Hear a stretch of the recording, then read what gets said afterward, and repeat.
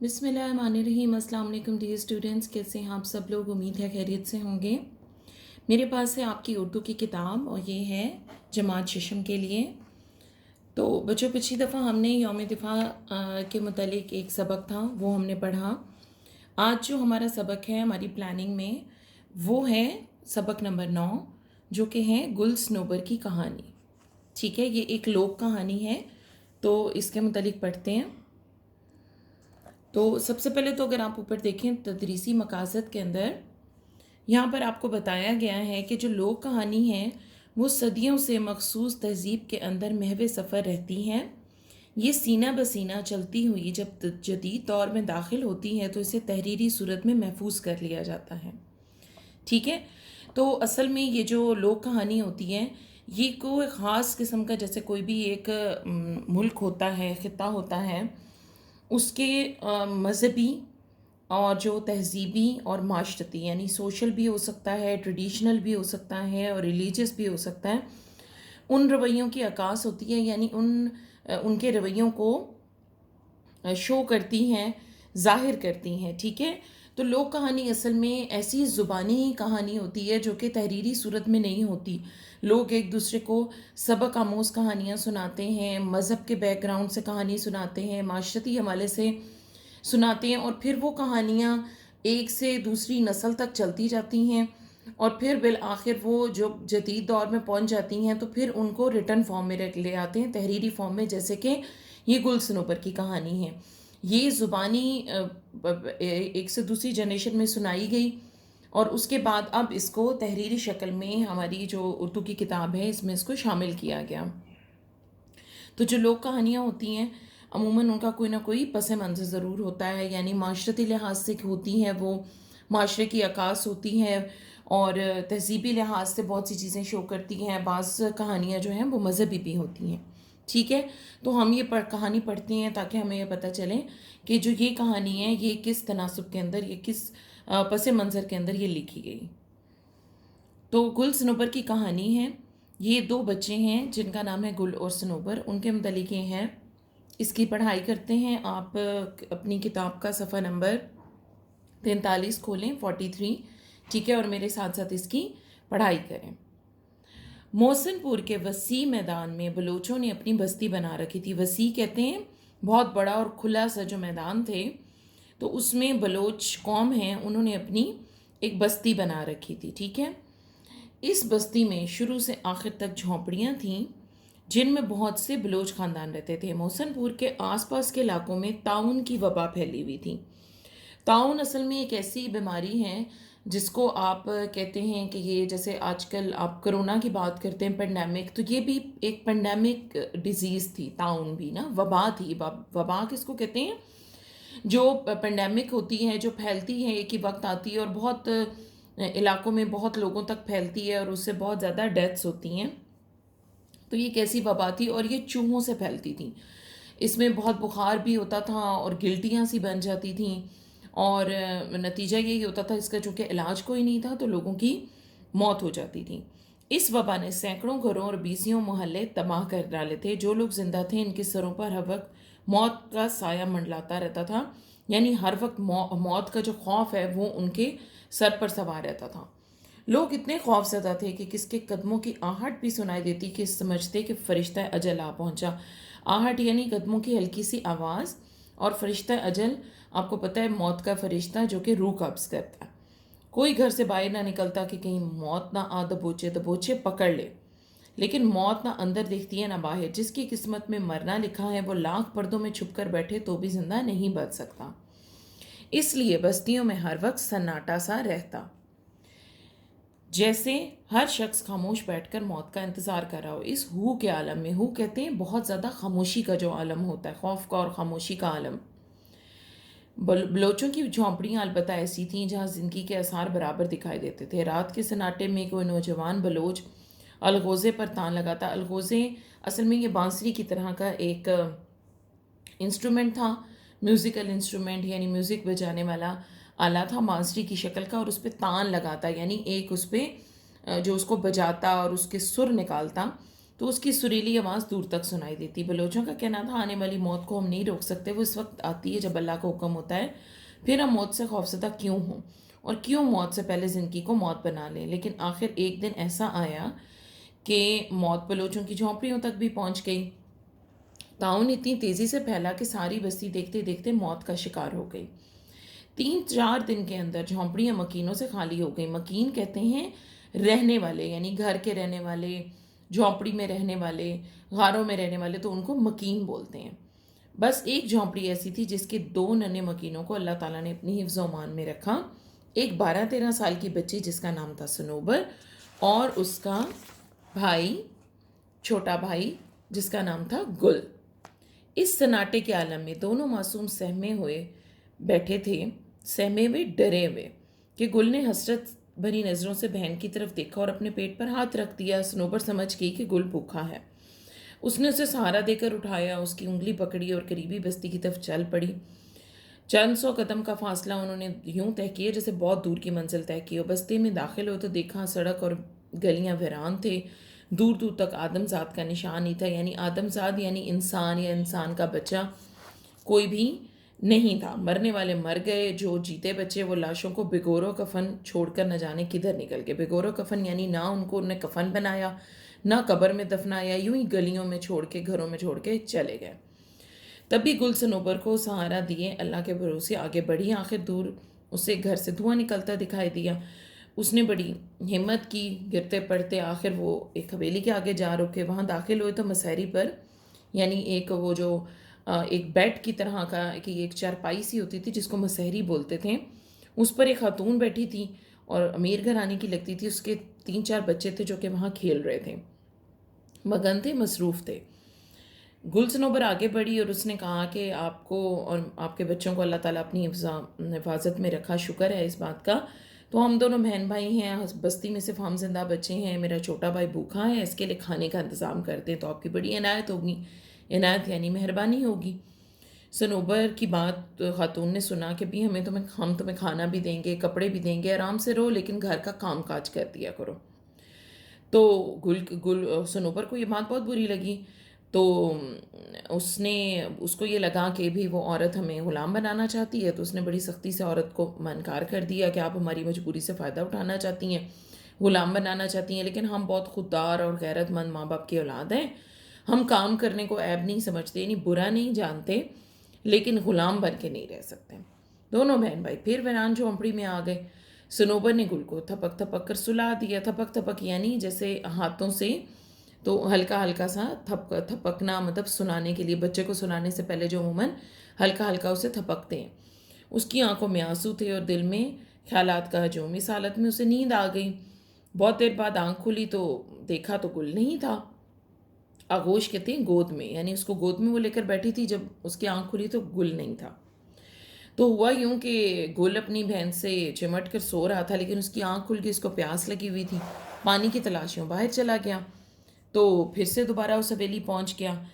تو جب بیگم کے نوکروں نے اسے دیکھا تو وہ اسے اندر لے آئے. تو جو بیگم تھی اس کو صنوبر کی باتیں بہت بری لگی تھیں، تیر کتنا لگی تھی، یعنی بہت بری لگی تھی. اس نے گل کو دیکھا تو اس کو ایک دم ذہن میں انتقام آیا کہ اس لڑکی نے مجھے اتنی باتیں سنائی ہیں تو میں اس کو اس کے جو بھائی ہیں اس کو غلام بناؤں گی. اس عورت کا نام زہیرہ تھا.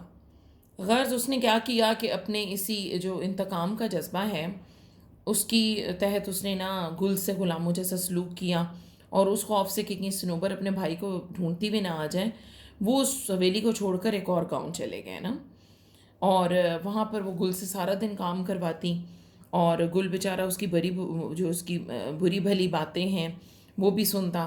تو ایسے موقع پر اس کو اپنی بہن کی بہت یاد آتی. تو پھر کیا ہوا کہ گل کو صنوبر کے ہاں رہتے ہوئے بہت سال ہو گئے. وہ کام تو کرتا لیکن وہ دل میں عذاب بھی ہونا چاہتا تھا. تو صنوبر کے بارے میں اس کو یہ لگا کہ شاید اب وہ زندہ نہیں ہے، اس لیے وہ مجھے ڈھونڈنے نہیں آئی.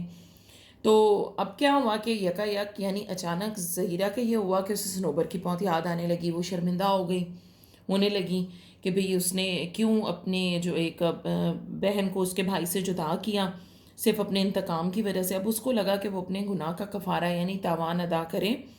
تو اس نے کہا گل کو اپنے پاس بلایا اور کہا کہ تم آزاد ہو، جہاں جانا چاہو چلے جاؤ۔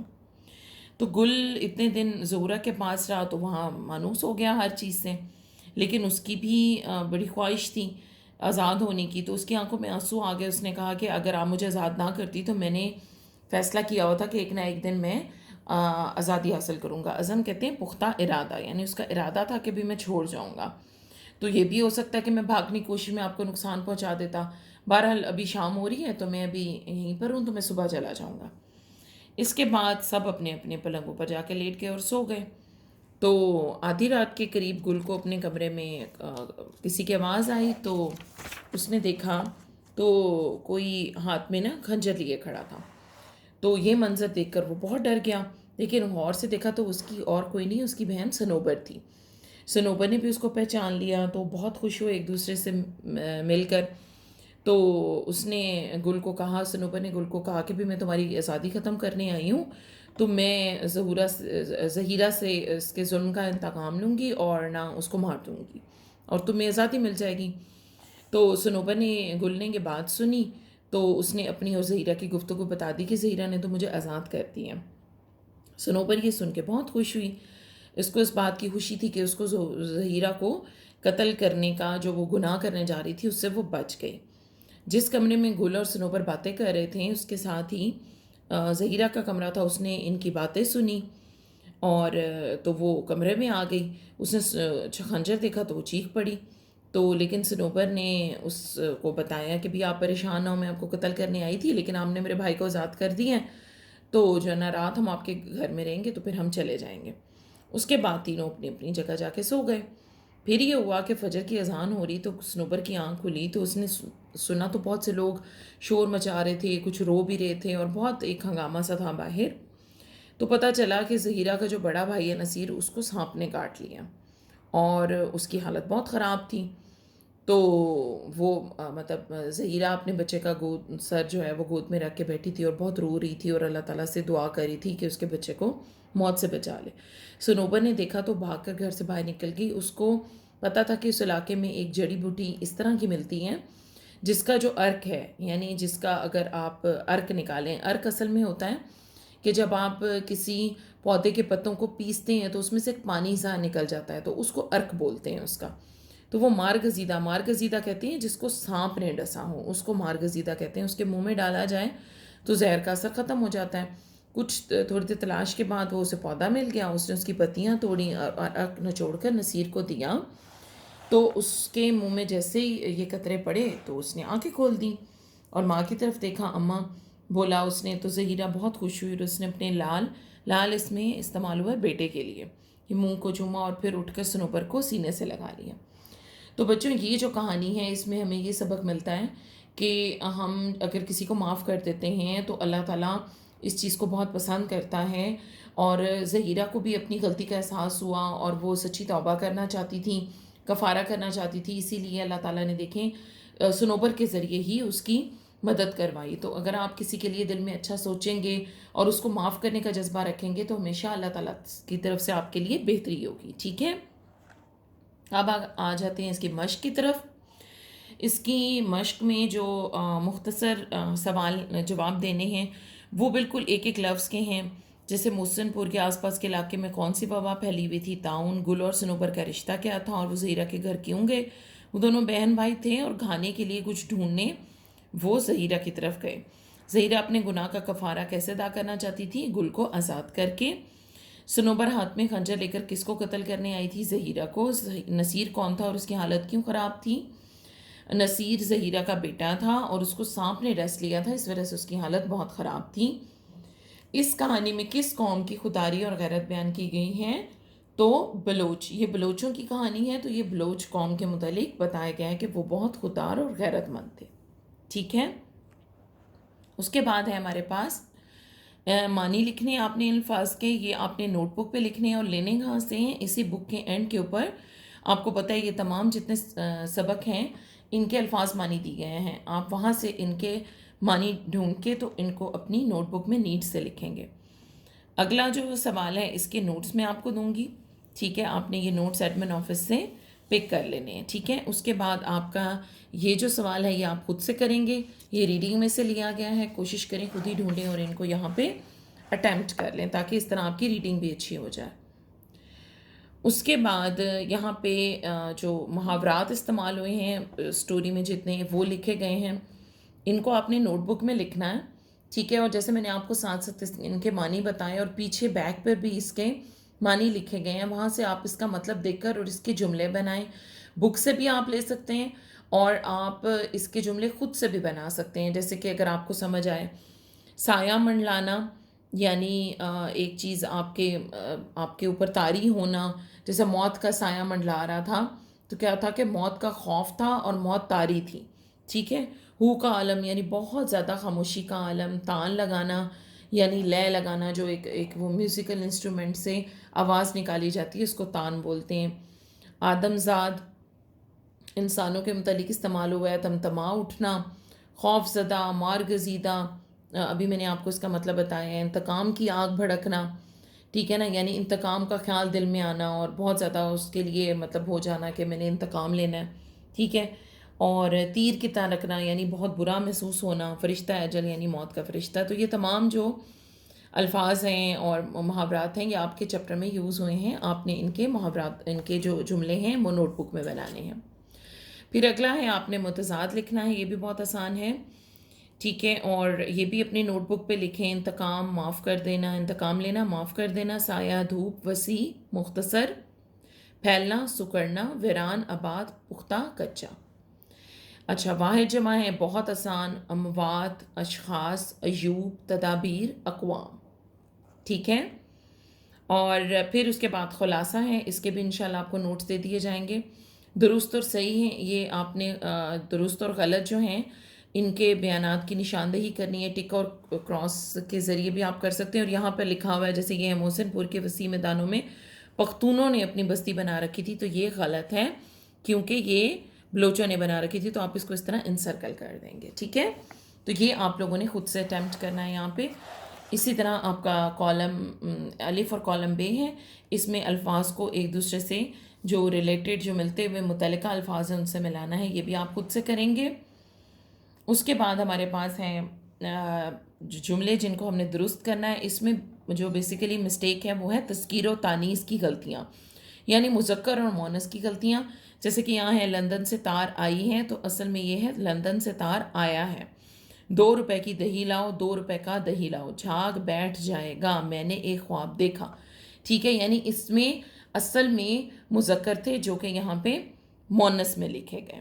ٹھیک ہے, تو آپ نے کیا کرنا ہے کہ آپ نے اس کا جو جو اس کے کام ہے جو آپ کی وہ منصوبہ بندی میں دیا گیا ہے, تو وہ آپ کو دے دیا جائے گا نوٹس کے ساتھ. آپ لوگوں نے یہ جتنی بھی چیزیں ہیں یہ وہاں سے دیکھ کے کر لینی ہیں. ٹھیک ہے, تو آج کا ہمارا کام یہیں تک تھا. آپ لوگوں نے اپنے نوٹس لے لینے ہیں اس چیپٹر سے متعلق, اور جتنا میں نے آپ کو کام اسائنمنٹس دی ہیں وہ آپ نے بہت اچھے سے کر لینی ہیں. تو آپ نے اس کو ساتھ ساتھ یاد بھی کرنا ہے کیونکہ آپ کو پتہ ہے اس کے بعد آپ کی اسیسمنٹ ہے, اور اس میں آپ لوگوں نے انہی چیپٹرز کا جو ہے وہ ٹیسٹ دینا ہے. تو آپ اس کی بہت اچھے سے تیاری کریں, اپنا بہت خیال رکھیے گا اور پڑھتے رہیے گا. انشاءاللہ اگلے لیکچر میں پھر ملیں گے, تب تک خیال رکھیے اپنا. اللہ حافظ.